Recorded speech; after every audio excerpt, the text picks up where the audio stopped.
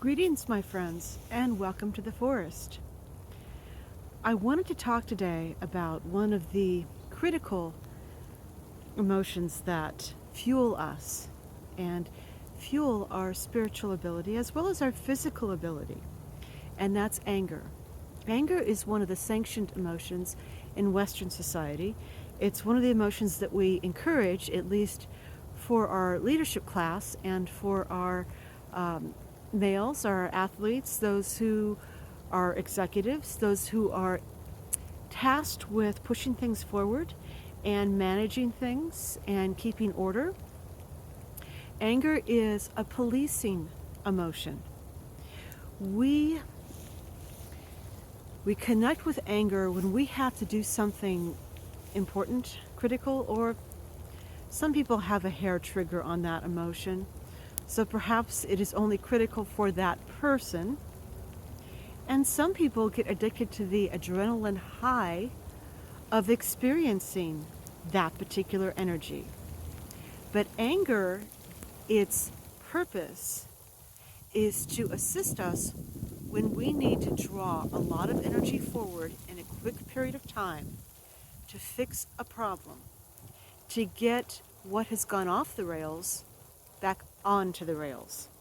So if you have to pick up a car off of a hurt child, or if you have to rally yourself to get up in the morning when you haven't had enough sleep, or if you have to force yourself to complete a task and your energy is dropping, summoning the energy of anger, experiencing the energy of anger, is one way to get that done. Not the only way, but certainly one way, and again, a sanctioned emotion. Some of the emotions we've talked about are not encouraged for us to experience. Anger is one. Now, the positive side of it is it does give that burst of energy. It also allows us to pinpoint focus on the problem and ignore all the distractions. This is important if you're trying to solve an issue. As any athlete can tell you, as anyone in a life or death situation can tell you, if you get caught up in the distractions, you'll lose. However, its strength is also its weakness. If you're so tied up with the energy of anger, if it's uncontrolled and hot, rather than cool and carefully placed, you can be taken down by that very emotion that's designed to help you. You can ignore the crucial side factors that are playing into your experience. You can be distracted by what you think is the problem and miss out on dealing with the true issue, which is sneaking up behind you. This is something you need to be very cautious about when dealing with anger. Anger is not an easy one. It may come easy. It may come very easy, but its wise use is not.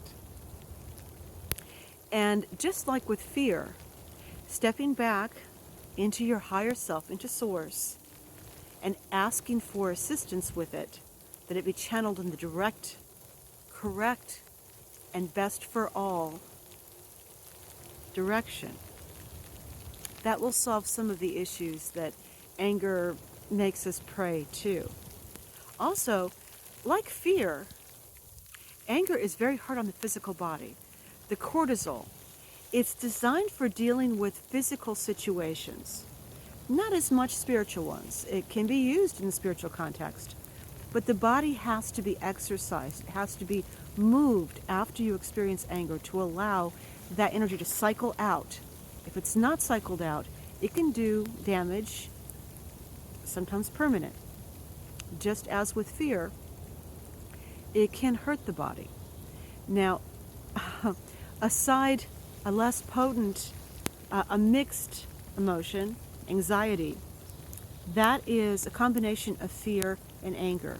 The fear cuts you off from externals. The anger pumps you up to give you energy. And the idea is that you experience that for short periods of time to deal with emergencies. It's never intended to be a long-term experience. And when that happens, the risk of physical damage and spiritual damage is increased. Some people who have to live in constant states of fear and anger, thus anxiety, it's an issue. It's an issue.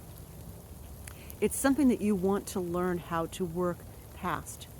Meditation, which is to say, sitting yourself in the center of who you are, and then attuning yourself to Source, bringing Source through you, and asking it to protect and nurture you, is one way to get past the dangers of the use of some of these emotions. Just something to think about, and welcome to the forest.